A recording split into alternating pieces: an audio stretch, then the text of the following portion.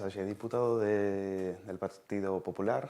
Gracias por recibir a Periodista Digital aquí en el Congreso de los Diputados y por presentar su último libro, Liberales, aquí con nosotros. Pues muchísimas gracias por ofrecerme la oportunidad de poder hablar con vosotros.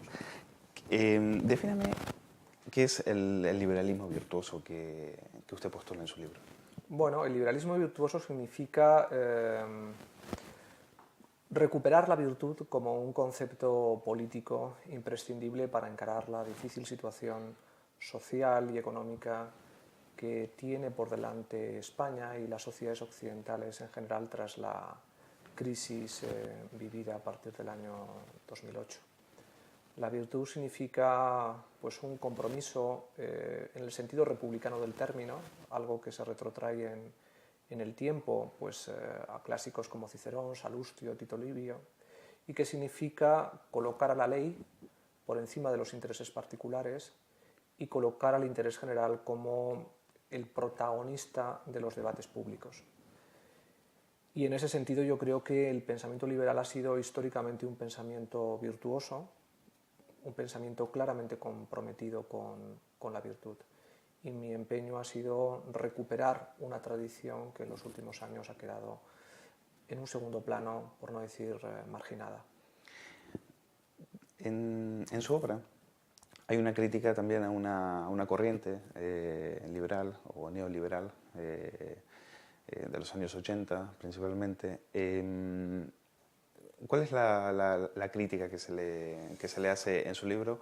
Sobre todo teniendo en cuenta de que en una parte de su obra usted dice no podemos vivir, más o menos en estas palabras, no podemos estar bajo el imperio del mercado. ¿Por qué ese liberalismo virtuoso ve al mercado con tanto recelo?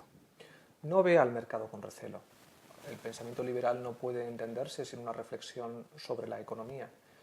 Lo que sucede es que a la economía los teóricos del pensamiento liberal llegan después de haber planteado una reflexión más profunda sobre el Estado, el control del poder, el control de los poderes, del poder religioso, del poder económico, del poder político. Y hay una aproximación reflexiva alrededor de la libertad, de una libertad que empieza en la conciencia y que va proyectándose pues, al ámbito moral, al ámbito político y que finalmente llegan al ámbito económico. Adam Smith en ese sentido es un paradigma porque su reflexión comienza en el terreno de la moral y acaba en el terreno de la economía. Pero por ir a la pregunta, el problema fundamental que ha planteado el neoliberalismo en los años 80 y 90 es haber convertido el mercado en un absoluto. Y ese es el problema. El mercado es un elemento más del discurso liberal, pero no es el único concepto. El mercado es un elemento que necesita regulación porque para un liberal la libertad tiene que regularse. Si no, no es libertad, como bien veían los clásicos, se convierte en otra cosa.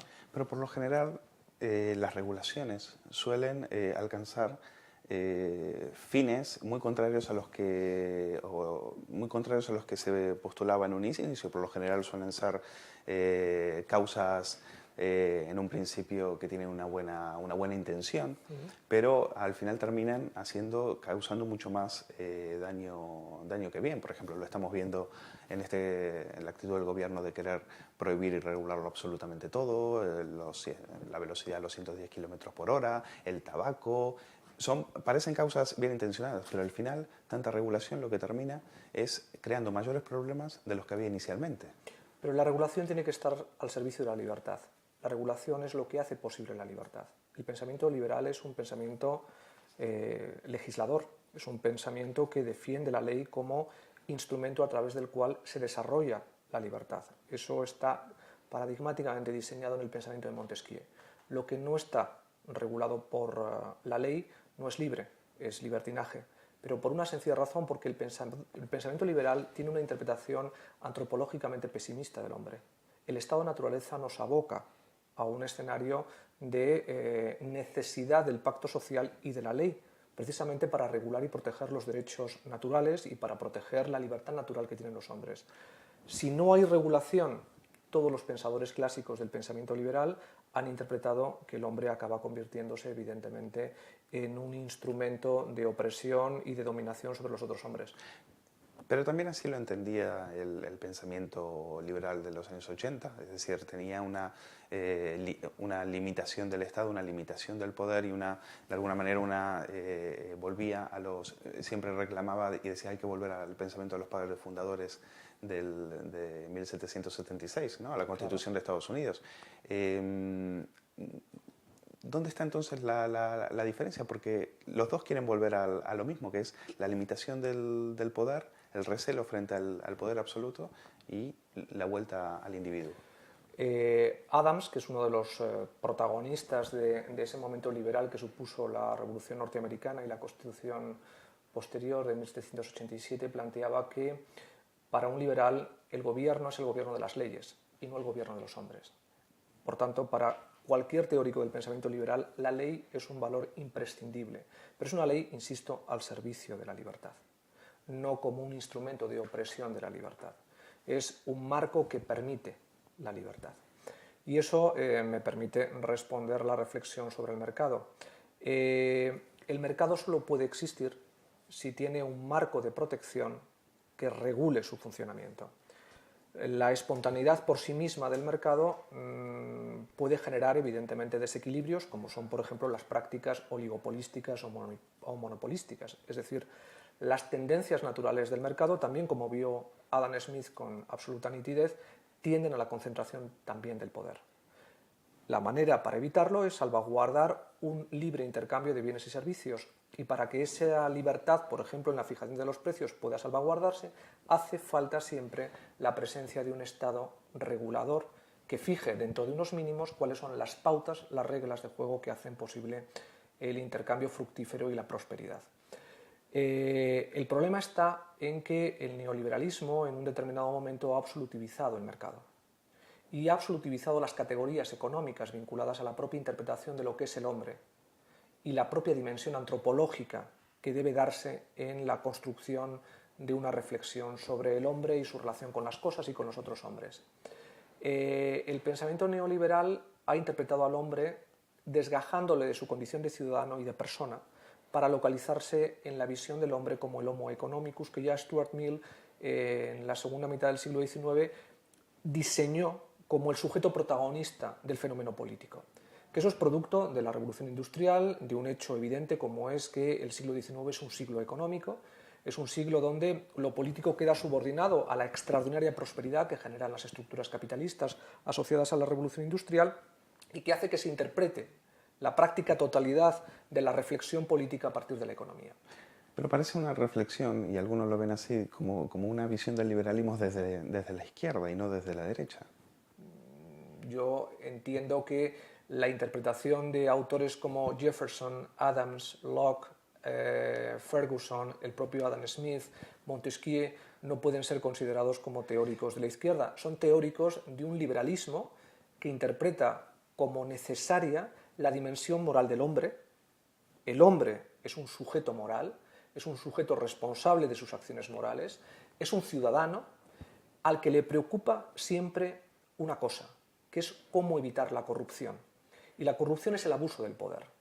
Y el control del poder es precisamente el mecanismo a través del que el pensamiento liberal republicano clásico ha interpretado cómo limitar esa tentación hacia la tiranía que está en la corrupción del poder. Y eso exige la ley. Una ley vigilante, una ley interventora, pero con respecto al poder y a los mecanismos que articulan la concentración del poder. Por ejemplo, la obsesión por evitar que en un flujo espontáneo del mercado se puedan producir concentraciones monopolísticas, o lo que decía Adam Smith, siempre que dos o más empresarios se reúnen lo hacen para conspirar contra el mercado. El propio Adam Smith decía que el peor de los despotismos posibles era aquel que llevaba en esa tendencia natural a los empresarios a querer gobernar la humanidad. Y ahí es donde aparece la mano benefactora del Estado porque por lo general el Estado lo que suele hacer es conspirar también contra el ciudadano con poderes empresariales y rara vez se acuerda de los individuos y del consumidor. Para eso está lo que Bentham años después o el propio Adam Smith en su momento planteaban que era la gran responsabilidad del legislador, que era el desarrollo de una ciencia de la legislación. Es decir, una ciencia de la legislación que es la gran obsesión de la ilustración europea del siglo XIX, de la ilustración anglosajona, que está en la ilustración escocesa, que está en Hume, que está en el propio Ferguson, que está, por supuesto, en Adam Smith y que está en todos los teóricos como Montesquieu, de que la ley sea un instrumento al servicio de la libertad y no un instrumento al servicio de la opresión. Y eso significa controlar al Estado. Usted ha tenido diferencias con algunos miembros del Partido Popular. ¿Cuáles son las diferencias que usted ha postulado con respecto, por ejemplo, al liberalismo que defiende, por ejemplo, Esperanza Aguirre? Usted en un artículo en El País decía que, no Esperanza Aguirre, pero quizás su entorno sí defendía ideas liberales un poco ya ultraconservadoras. Vamos a ver, lo que usted me está planteando es un momento temporal en el que algunas personas dentro del partido cuestionaban que Mariano Rajoy defendiera una tesis liberal como un tronco común en el que nos reconociéramos todos los miembros del Partido Popular. Y lo que yo hice en ese artículo del que usted me está hablando es poner de manifiesto que Mariano Rajoy ni es un socialdemócrata peligroso e inquietante, ni tampoco es una persona que no haya dado batallas a través de las que el pensamiento liberal se ha convertido en el corazón y en el tronco común del discurso liberal. Le recuerdo un dato, y es que durante la legislatura pasada, por primera vez, el programa político del Partido Popular reconoció que la tradición del liberalismo español surgido con la Guerra de la Independencia y las Cortes de Cádiz era el momento en el que nació el propio origen y la tradición en la que se inspira el Partido Popular. Eso se ha hecho bajo el liderazgo de Mariano Rajoy. Mi crítica era a determinadas personas que estaban cuestionando esa reflexión. Se cuestiona sobre la base, evidentemente, de negar unos hechos que son los que le acabo de citar. En ese momento, usted recordará, Rajoy dijo, hablamos de abril del 2008, si alguien se quiere ir al Partido Liberal o Conservador, que se vaya. Y claro, muchos creyeron que eso era una patada a ciertos sectores liberales dentro del PP. ¿Qué quiso decir Rajoy en ese momento? Que todavía algunos se lo están preguntando.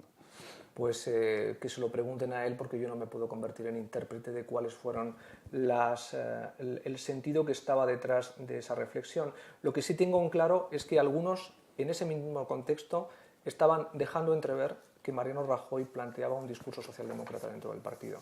Es más, de que algunos dentro del partido, más que liberales, somos peligrosos socialdemócratas, lo cual supone evidentemente falsear los hechos, como este libro u otros que he publicado tratan de acreditar. La defensa de una determinada tradición liberal no significa evidentemente negar a otros que también puedan convertirse en protagonistas de la defensa de un discurso de la libertad.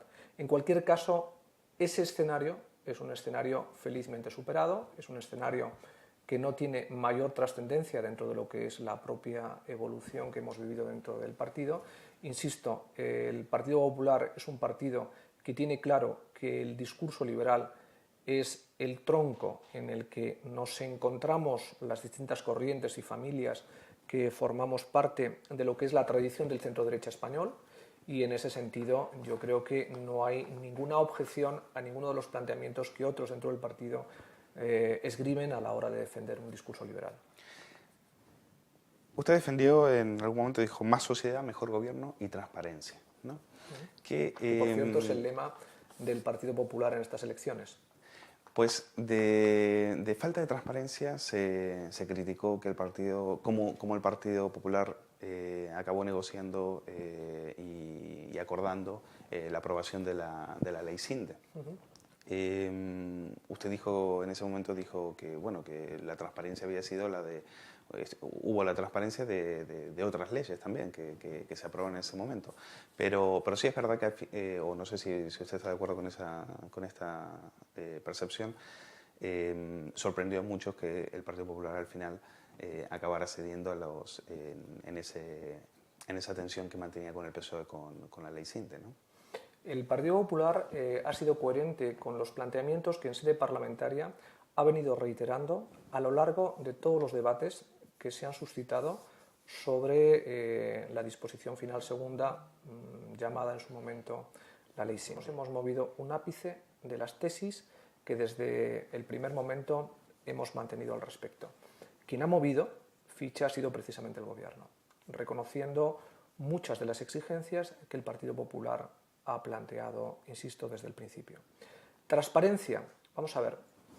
El funcionamiento parlamentario, como todo el mundo conoce, tiene unos trámites de audiencia pública y unos trámites de trabajo que se desarrollan como sucede en todos los parlamentos democráticos o como sucede en la preparación de cualquier tipo de gestión de un elemento de debate o de reflexión, que es el trabajo pues, a puerta cerrada, de despacho o de tramitación ordinaria que puede haber pues, cuando uno se tiene que poner delante de un libro o delante de una pantalla de ordenador y tomar notas e ir confeccionando una reflexión. Vivir en tiempo real una especie de control sobre cada uno de los movimientos reflexivos que uno pueda estar cotidianamente desarrollando en su cabeza se aproxima más a un modelo panóptico que a un modelo de transparencia parlamentaria. Sí. Y en ese sentido, insisto, creo que se ha actuado con absoluta transparencia. Es más, cada uno de los movimientos han sido anticipados por declaraciones del presidente nacional del partido y de la portavoz parlamentaria, y luego, como sucede en todos los temas, sucede a la hora de articular la política de cajas, a la hora de articular la política energética, a la hora de discutir las tarifas, hay evidentemente un trabajo que no es el trabajo de la audiencia pública, sino que es el trabajo que hace posible la audiencia pública, porque si no existe ese trabajo es inviable cualquier tipo de desarrollo analítico. Pero sí sorprendió un poco porque, al fin de cuentas, dentro de lo que los internautas, en su gran mayoría, lo vieron como un balón de oxígeno a una de las ministras más cuestionadas por el Partido Popular. Pero es que el Partido Socialista finalmente doblegó sus planteamientos a lo que el Partido Popular había defendido. Una vulneración de los derechos fundamentales a la libertad de expresión, al secreto de las comunicaciones y al derecho a la intimidad. Esos tres derechos están tutelados judicialmente a partir de ahora en la red en algo tan aparentemente secundario como es la protección de los derechos de propiedad intelectual en la red. Pero ¿en qué intervienen los jueces? Porque muchos dicen que los jueces en este procedimiento son meras comparsas, de que lo importante aquí es sobre qué intervienen y que no llegan al fondo de la cuestión. Dicen que es pues pura cosmética la intervención judicial.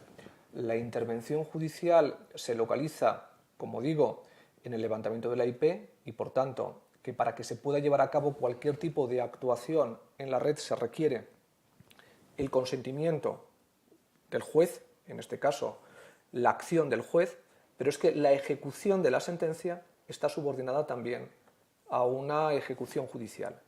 Ejecución que, en caso de que se acreditara a lo largo del debate procedimental en sede administrativa de una posible vulneración de derechos, requerirá evidentemente una reflexión jurídica en tiempo breve, pero sobre la base de la acumulación probatoria recabada por las partes, no solamente por la comisión, sino por las partes, alegatorias por un lado o por otro de la posición jurídica que se defiende, y el juez resuelve en una vistilla, que así es el nombre que se tiene de la misma, y en ese sentido, al comienzo y al término, se está produciendo una tutela y una intervención judicial. La posición que nosotros mantuvimos desde el primer momento era que no se puede llevar a cabo ninguna acción